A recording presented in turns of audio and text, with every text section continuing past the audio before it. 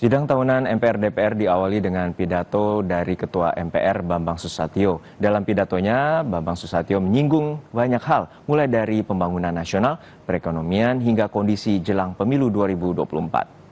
Untuk memasuki ruang rapat paripurna. Sidang tahunan dihadiri oleh seluruh fraksi anggota MPR, DPR, DPD, para Menteri Kabinet Indonesia Maju, serta para pimpinan lembaga negara, serta tamu undangan. Dalam pidatonya, Bambang pertama-tama menyinggung dinamika geopolitik internasional terkait perang Rusia-Ukraina. Tantangan lainnya yang tengah dihadapi bangsa disebut Bambang Susatyo juga hadir pada sektor keuangan yang bertransformasi secara cepat menuju digitalisasi. Di akhir pidato, Bambang juga mengingatkan jelang pemilu tahun depan agar setiap pihak mempersiapkan keberlanjutan kepemimpinan nasional, siapapun nanti presiden yang terpilih.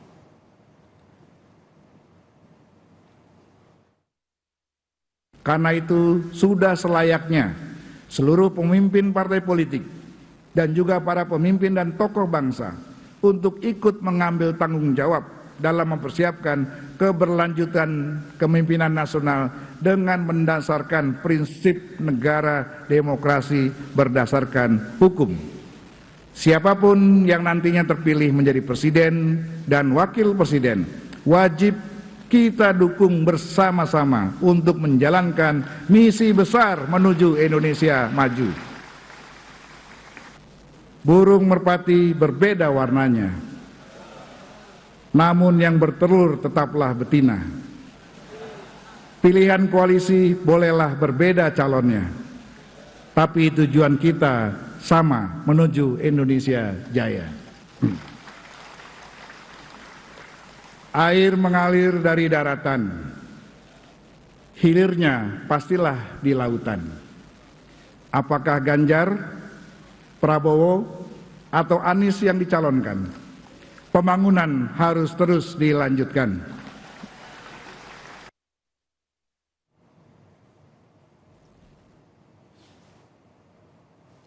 Setelah Ketua DPD Lanyala Mataliti, giliran Presiden Jokowi menyampaikan pidato kenegaraan. Mengawali laporannya, Jokowi menyinggung soal kontestasi Pilpres 2024, termasuk soal arahan Baca-Wapres yang katanya belum ada arahan dari Pak Lurah. Jokowi pun mengungkapkan siapa yang dimaksud Lurah oleh kalangan politisi dan partai politik. Sementara itu, pada siang nanti dalam penyampaian rancangan Undang-Undang APBN 2024, Presiden akan memberi kepastian ada tidaknya kenaikan gaji ASN, TNI Polri, dan juga pensiunan.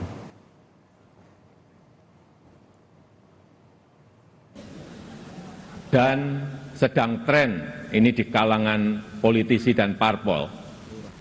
Setiap ditanya capres dan cawapresnya, jawabannya belum ada arahan Pak Lurah. Belakangan saya tahu yang dimaksud Pak Lurah ternyata saya. Tapi perlu saya tegaskan, saya ini bukan ketua umum parpol, bukan ketua umum partai politik, bukan juga ketua koalisi partai. Dan sesuai ketentuan undang-undang, yang menentukan capres dan cawapres itu adalah partai politik dan koalisi partai politik. Jadi saya ingin mengatakan itu bukan wewenang saya, bukan wewenang Pak Lurah. Kita lihat ini dia. Apa saja poin penting dalam pidato kenegaraan dari Presiden Jokowi pagi tadi? Jurnalis Kompas TV Tifal Solesa menyampaikannya langsung dari gedung DPR Jakarta. Tifal, tadi ada pernyataan penting dari Presiden Jokowi, saya bukan Pak Lurah, melainkan Presiden Republik Indonesia, atau menekankan bahwa ia tidak cawe-cawe atau bukan punya kewenangan untuk menentukan baca pres ataupun baca pres. Lalu poin penting apa saja yang juga disampaikan oleh Presiden Jokowi pagi tadi?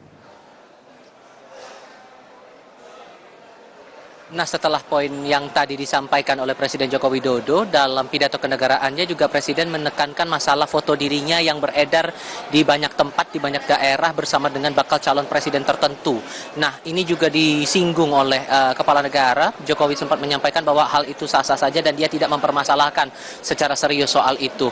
Hal lain yang juga kami cermati ini sebetulnya ada pernyataan Presiden juga yang mengemuka masalah international trust yang sudah didapatkan Indonesia di mata dunia. Kita paham bahwa kita sudah pernah mendapatkan status presidensi G20 atau G20, kemudian di keketuaan Indonesia di ASEAN juga sudah kita pegang beberapa waktu yang lalu begitu untuk event-event besar berskala internasional, sehingga international trust, kepercayaan internasional, kepercayaan dunia sudah dipegang oleh Indonesia, sehingga ini diharapkan bisa membantu pertumbuhan ekonomi di negara kita. Tapi ada kesangsian dari banyak pihak yang disinggung oleh Presiden Joko Widodo tadi dalam pidatonya. Bahkan kalau saya kutip dari pidato Presiden tadi, kemudian ada yang bilang memang kenapa dengan international trust yang tinggi, rakyat kan makannya nasi, international trust nggak bisa dimakan.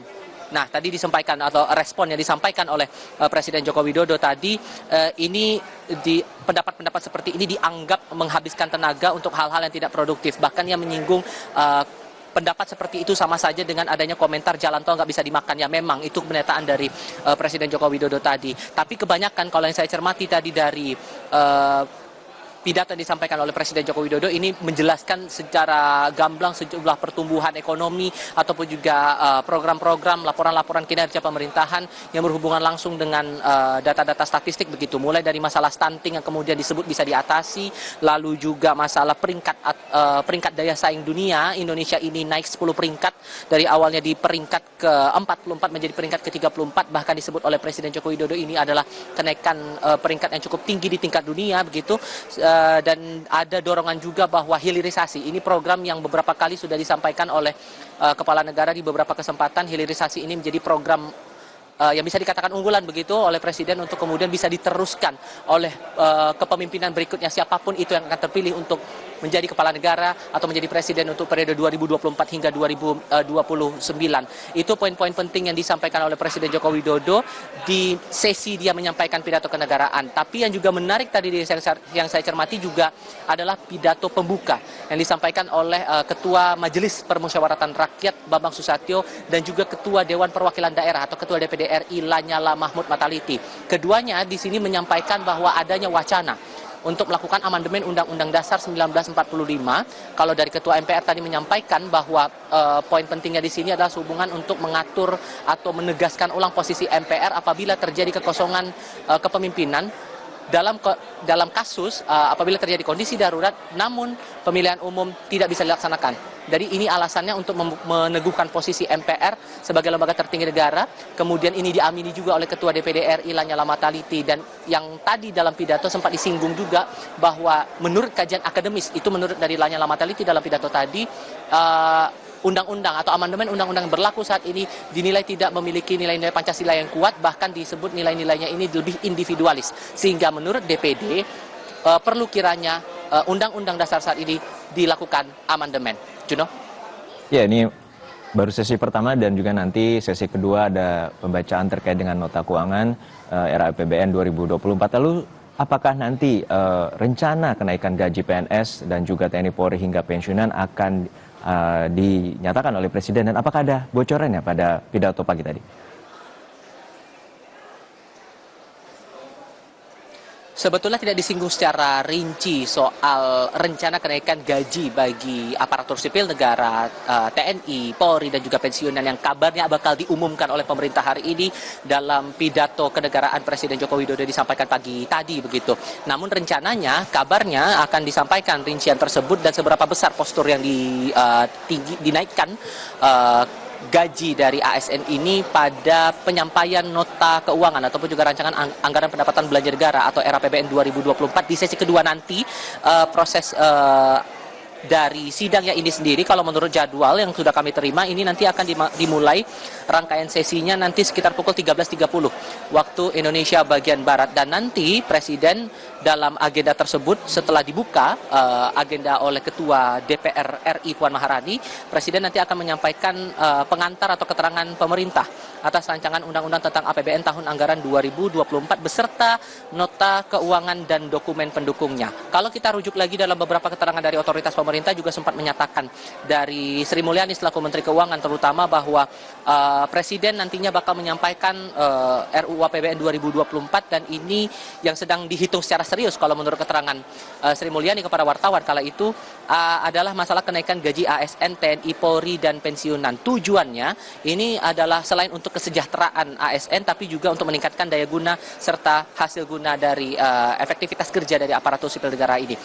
Apa saja atau berapa besarannya ini yang tentu menarik dicermati dan kita perlu menunggu sampai pukul 13.30 sesi kedua dari pidato kenegaraan yang akan disampaikan Presiden bakal dilaksanakan.